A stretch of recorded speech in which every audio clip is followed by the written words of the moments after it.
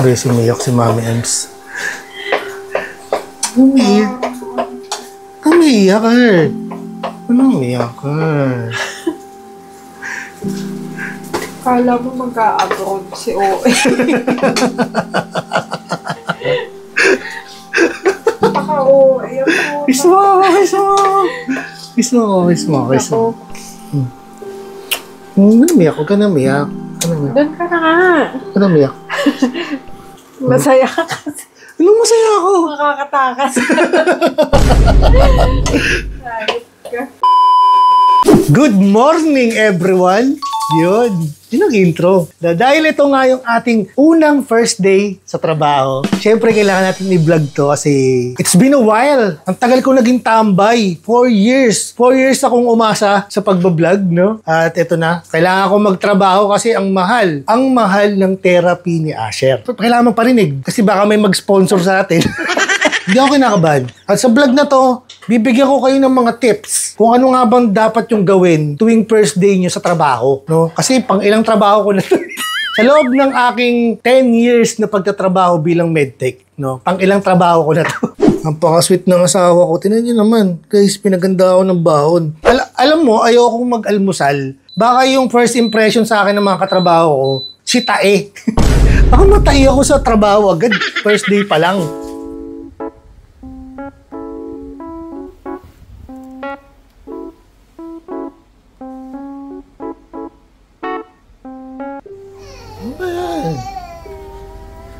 Ano mo?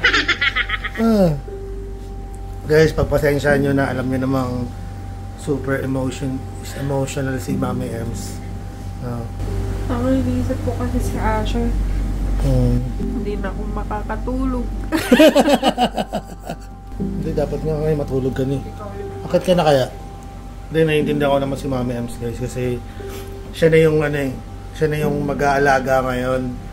No, alam ko yung mas mahirap yung pagdadaanan niya kasi nagwo-work siya sa gabi, tapos sa umaga naman mag-aalaga pa siya. Ganun talaga kasi kailangan namin gawin to, guys, para sa kinabukasan ng aming mga anak. Yes! Oh, alis na ako. Kiss mo na ako. Kiss mo na ako. Ayusin mo yung buhay mo, huwag kang mambabay, ha? Sabi ko sa'yo. Ba't ako mabababay? Wala ka ng abutang pamilya. Sasawa ka ng pogi, eh. Ulit naman. Kung nabala sa mga bata, ah. So, ngayon, magmumotor lang tayo kasi natitipid tayo, eh. Diba?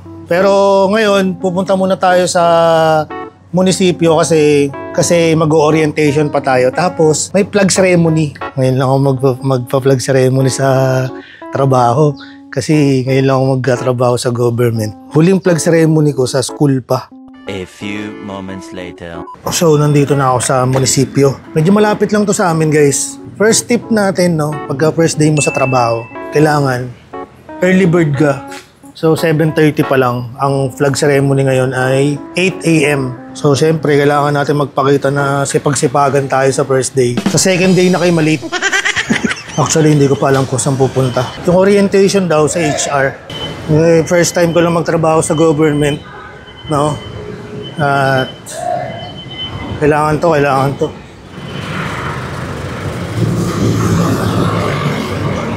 Sir, pwede po magtanong. Anong oras po nag-i-start yung flag ceremony? 8 po, sir. 8, sakto naman. Sige po, thank you. So mag-i-start na yung flag, guys. Dami ng tao. A few moments later. So nandito na ako sa HR.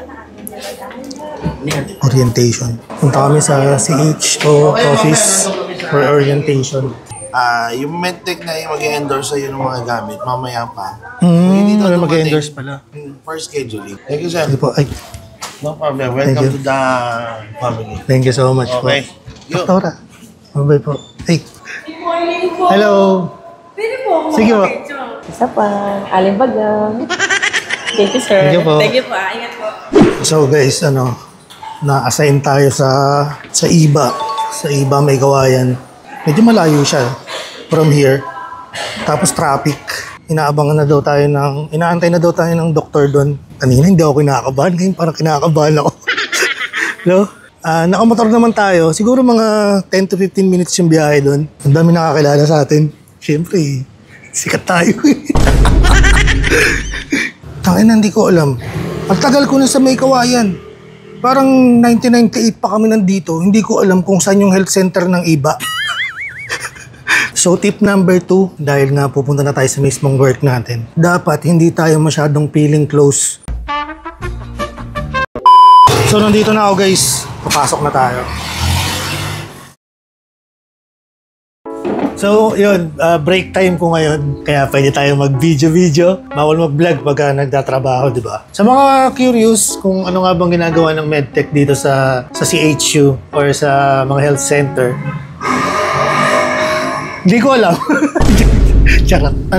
Mag-isang medtech lang kasi ako dito. So, parang sa bawat health center na meron, may isang medtech. Pag ganyan yung medtech, nakita mo, ganyan yung medtech. Parang kahit wala kang sakit, gusto mo magpa-check up.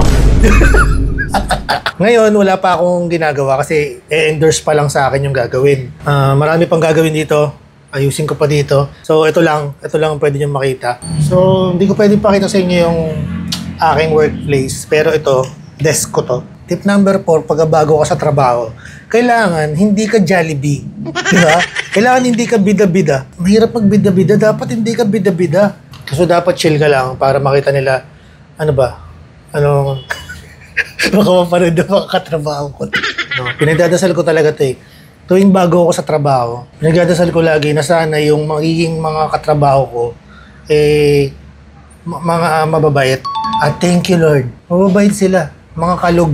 Actually, excited talaga ako magtrabaho dito sa health center, guys. Kasi lahat halos ng experience ko, sa hospital ako nagtrabaho. Nakaka-half day pa lang ako. Kailangan ko sipagan magtrabaho kasi ang nagpapasahod sa akin dito, tax ng bayan. Kaya nakakaya naman matatamad-tamad ka. Kaya kailangan sipagan mo. I-endorse ni Ma'am Tess. Si Ma'am Tess, yung dating medtech dito, ka-work ko siya before. Kung pwedeng mag-endorse, total malapit lang naman yung bahay niya. Para malaman ko kung paano yung magiging sistema.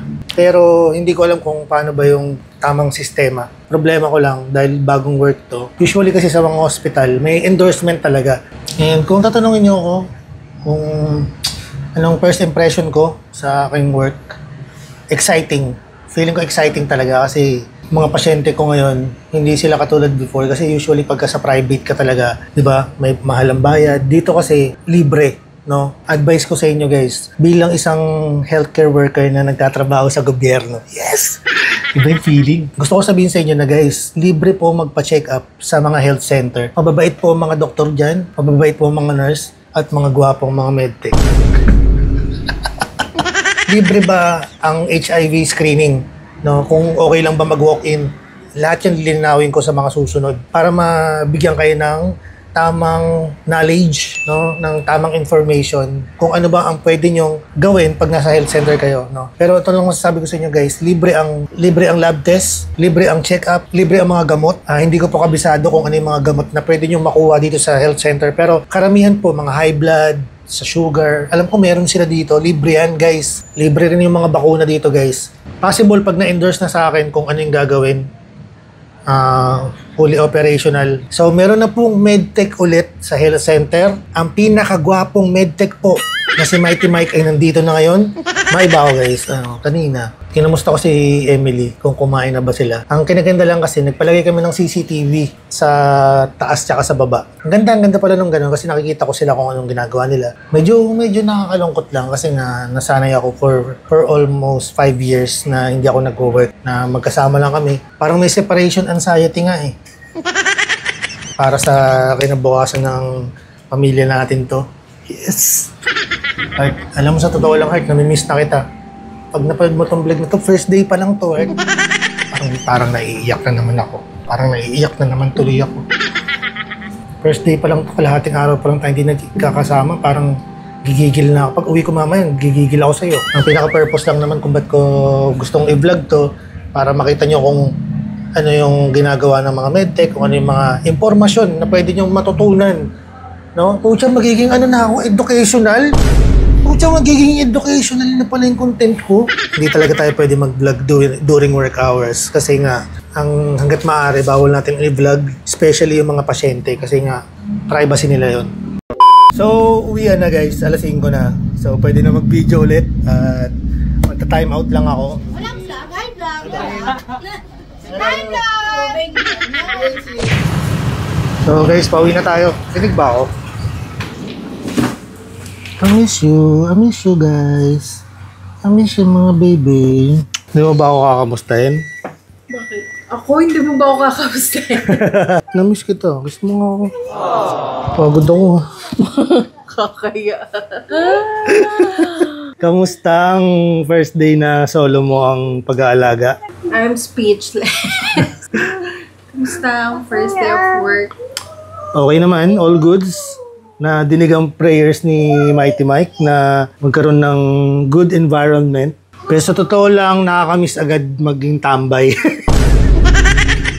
Kaya isang araw pa lang. Isang araw pa lang ako.